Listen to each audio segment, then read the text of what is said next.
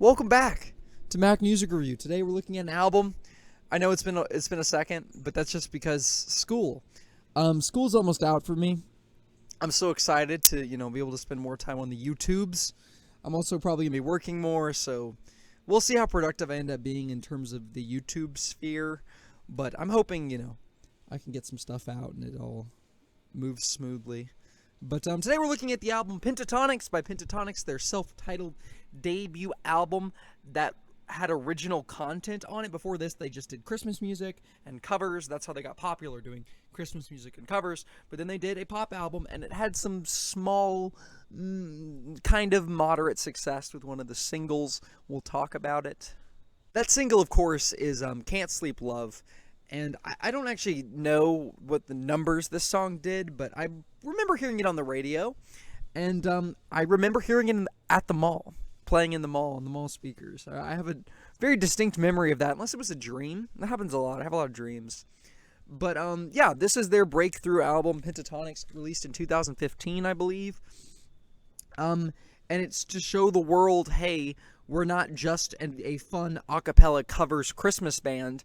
The irony of that statement is that their legacy now will be that they are a fun a cappella covers and Christmas band. Specifically in the Christmas camp, they are like inescapable when Christmas time comes. That's really what most people know them for, is their Christmas music, which of course is played all over the radio. Hundreds of millions of views on their YouTube videos. They do Christmas albums like every year, every 2 years. They know that is their market, and they're comfortable just kind of residing in that. They've done one other album that was non-covers, non-Christmas, and I didn't even hear about it when it was released. So they have carved a very specific niche place in the history of music, and that is where they will be. That is their legacy, unfortunately. And I say unfortunately because Pentatonix, this album, the self-titled album, has some really good music on it. As far as pop music is concerned, the album is all a cappella, so all of the beats, all of the music, there is some hip-hop kind of beatboxing beats going on, but all of the music is generated by human voices. And that is so nice. It's so nice. I like it a lot. Just generally speaking, that what you might call a gimmick, the gimmick of just having the whole thing, no instruments, all human voices, just adds so much life and flavor to this album that would be nearly as interesting or fun if it was just, like a regular pop album with regular, dull, boring pop instrumentals from 2015 or whatever. But this is cool. And the lyrical content doesn't have a whole lot of depth or interesting themes and concepts. And that's what I'm saying. Like, if it was just regular, it's really the music and the vocals are the draw of this album. That's what I'll say. The first real true highlight on this thing that really just, the song on here that really shines is Rose Gold. The song has a more like slow atmosphere, a little bit darker atmosphere than all the really upbeat poppy songs and sometimes kind of ridiculous songs that come before it, like Wreath and Sing and Nah Nah Nah, like just ruthlessly poppy and energetic. And it can be sickening to someone who doesn't like pop music. I think Sing is kind of sickening, but the song Sing, the movie's fine. But Rose Gold has that a little bit of a darker energy, slower vibe with a great hook. Just feels very warm and kind of warm and cold at the same time. It's just such a vibe. The music is great. The lyrics have some good imagery and things.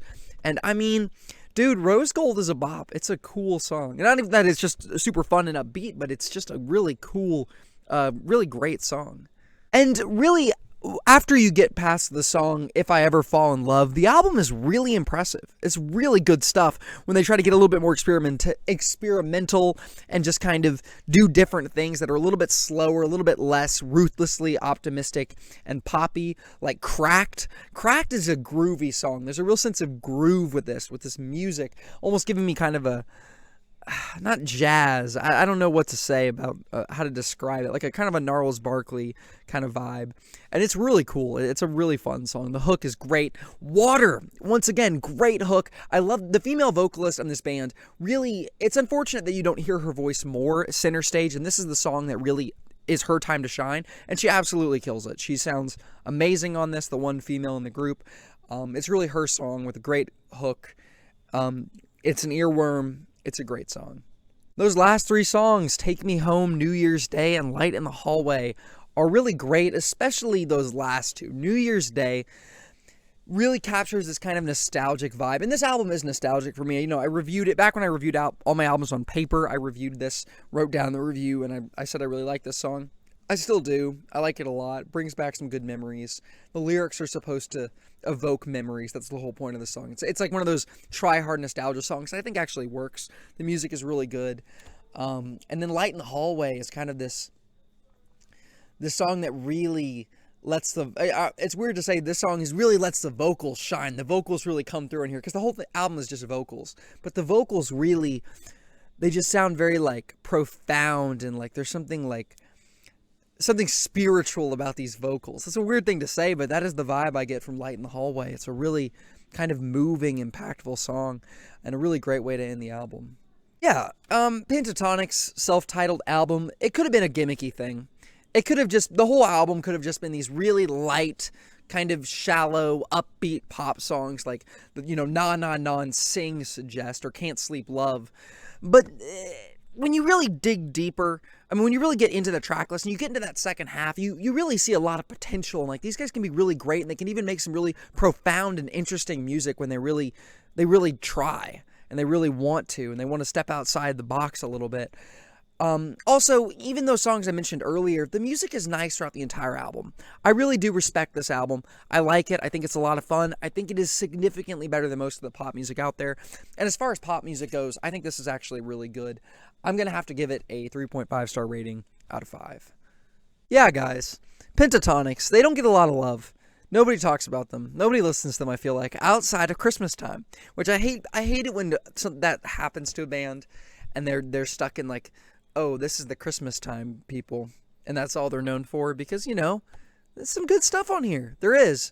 There might be good stuff on the Lucky Ones, that other album they released very recently that's also their non-covers, non-Christmas stuff, so, like, you know, like this, like original content. I haven't checked it out yet.